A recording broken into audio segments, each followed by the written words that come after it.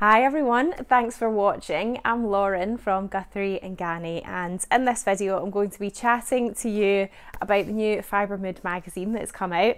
This is issue 22 and we have now got it in stock along with some of the fabrics that are photographed in the samples in the magazine as well. But what I'm going to do in this video is have a little flick through, let you see inside, and then also give some suggestions for other fabrics that you might want to use to make the garments that are in it as well. And I think this is going to be really useful for you if you find it hard to know how to pair certain styles or certain garments with different types of fabric. It can be hard to imagine them sometimes. So hopefully it'll just give you a few tips and pointers that you can pick up, maybe even if you've seen another pattern that's similar, or you've got a fabric that you really like but you want to know generally like what it would be good for, then hopefully this video will give you lots and lots of inspiration. So I have made a blog post that goes along with this video. I'll link to that in the description, and in there you can find links to get the magazine and the fabrics that I'm mentioning in here as well, all on my website. So yeah, you can check that out if you've been inspired by anything that I'm going to share. So there are 12 different sewing patterns in this magazine. It's quite a lot, and they do so the patterns come with the magazine. And if you've not used Fibremood before, you'll know that they sort of do this thing where they kind of like lay all the patterns on top of each other, and then you have to trace off what size and what pattern it is you're wanting. And it's probably like a little bit more prep work to do.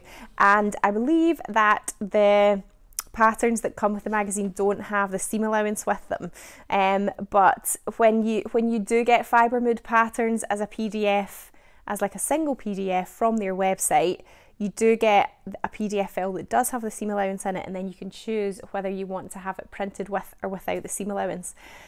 So yeah, I am wearing a Fibremood pattern right now. This is the Tanita top, which I absolutely love. It's very simple. It's just like really loose and sort of baggy. This is in one of the Fabric Godmother Joni viscose prints, and it's a really lovely way to sort of show off a fabric that's got a bit more of a bolder print, because it's just like one big bit of fabric.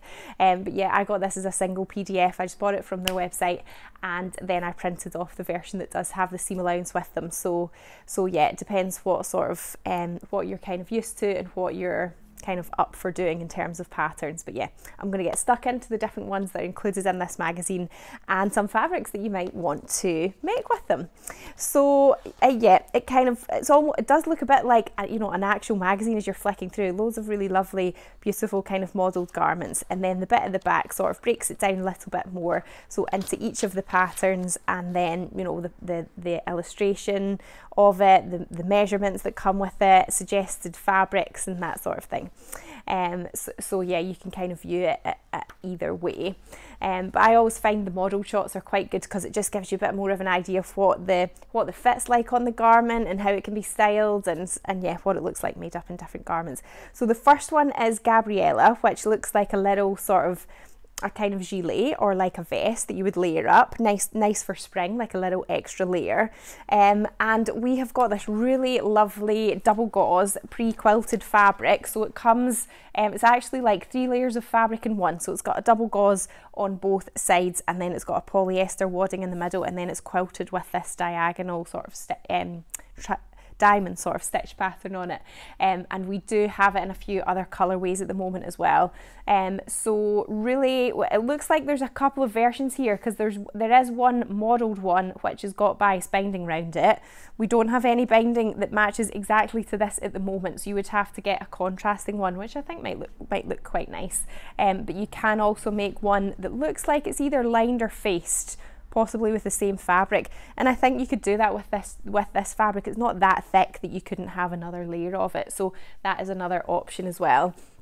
And then it's got these really lovely nice big patch pockets on it too. And then the next one is the Lennox. So it is a dress, and it looks like quite a loose style. It's got quite a low seam between the bodice and the skirt, and I think this looks like a bit more of a textured fabric. It's saying that it's a woven polyester 3D stretch jacquard.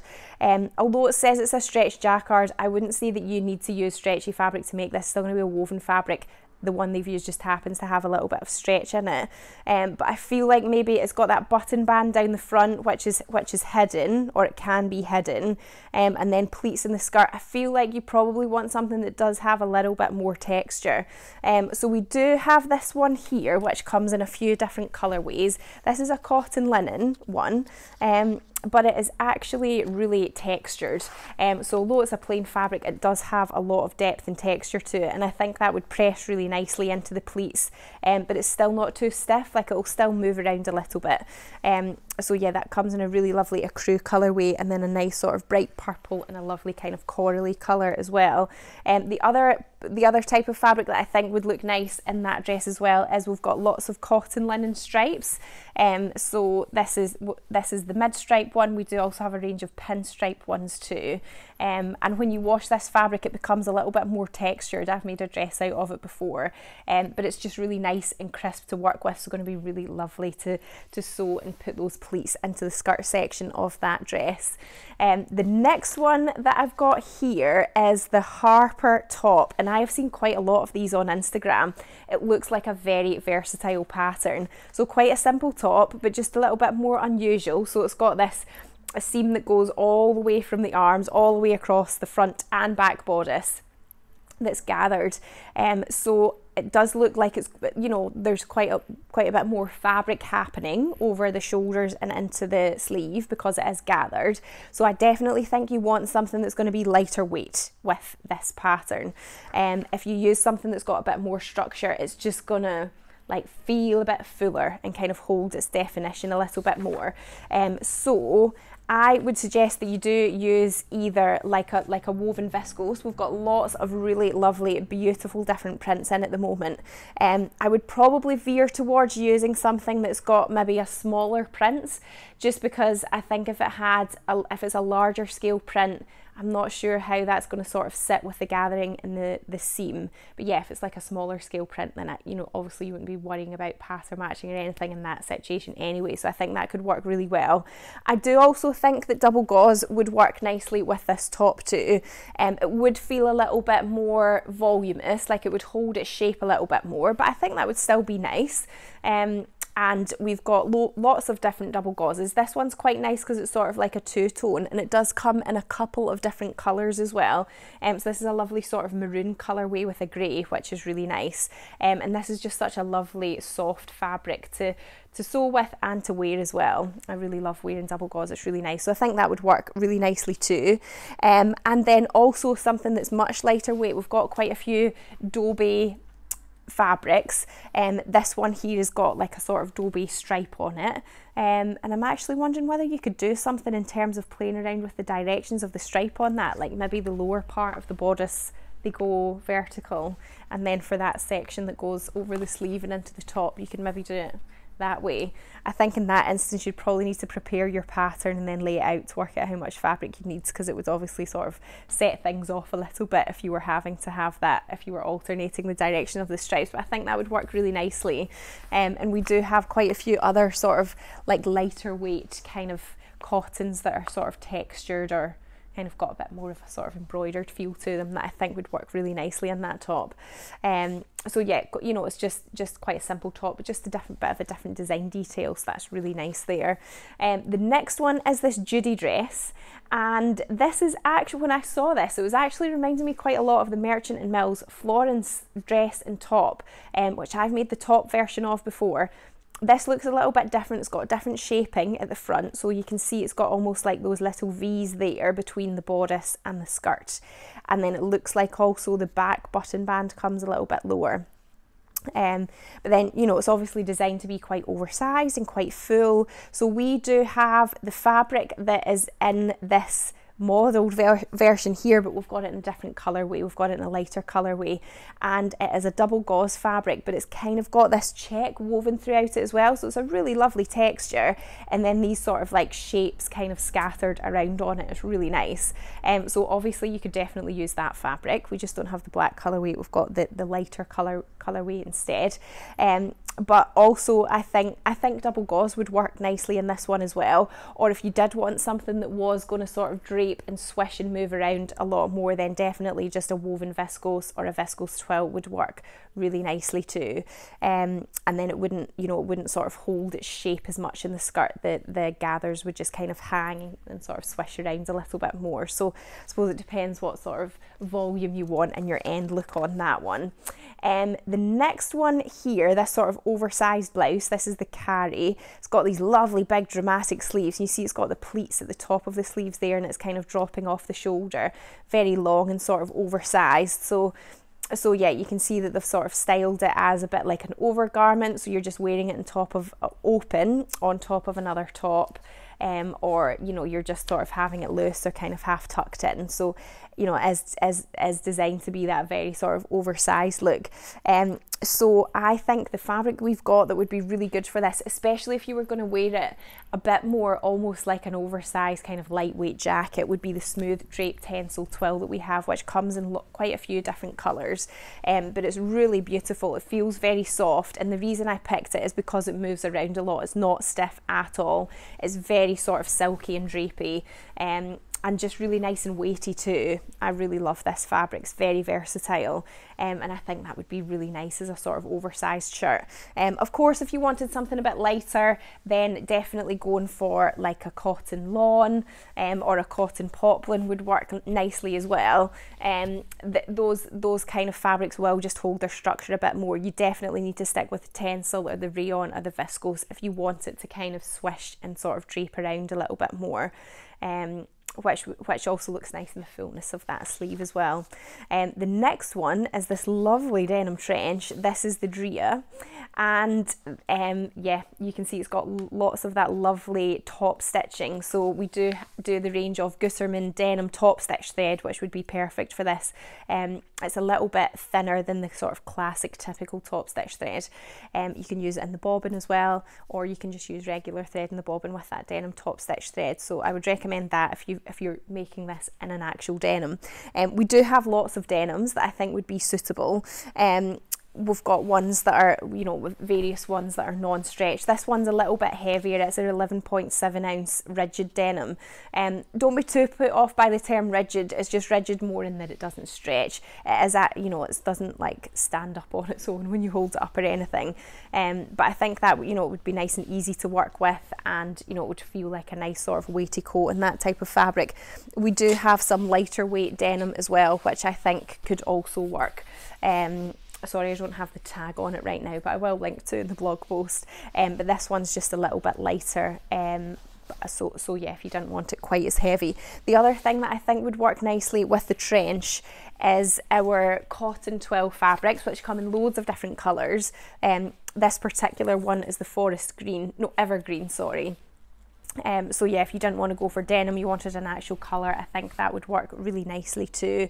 And then the other one that I brought over that I think would work as well, which give a bit more of a sort of crisper or kind of flatter, smoother finish, would be this stretch cotton. So it's just got a little bit of elastane in it, a little bit of give, but you would definitely still be treating it as a woven fabric.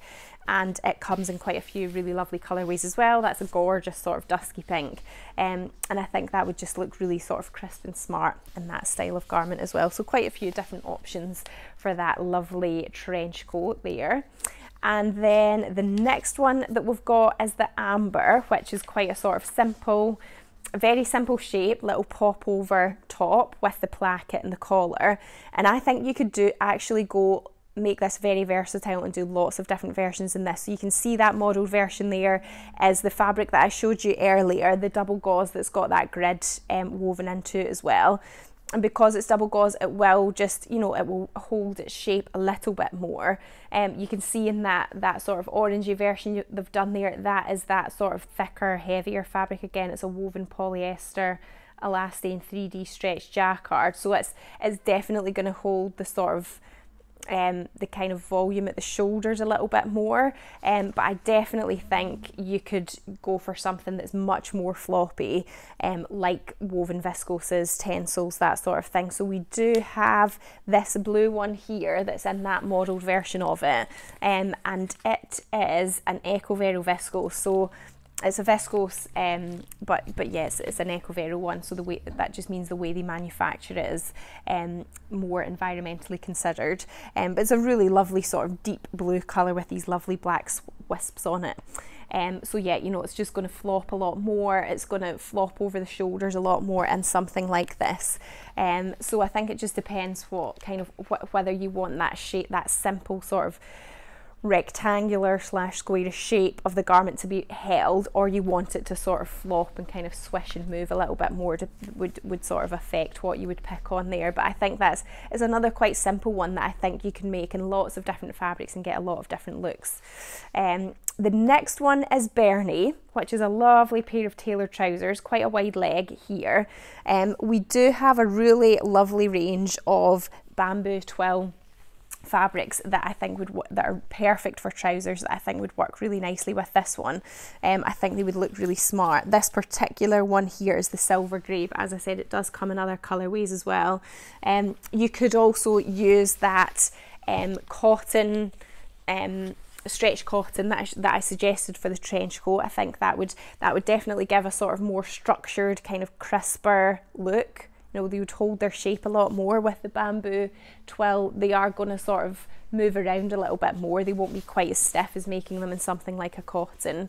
But they look like a really satisfying thing to sew. I think that little welt pocket there looks really lovely and neat and tidy. So yeah, nice pair of smart trousers there. And then this next one, the Fenner, is this really nice skirt. And again, you could use denim to make this. You could use the cotton twill that I showed you before as well. The other thing that I think would look really nice in this one is our needle cord as well.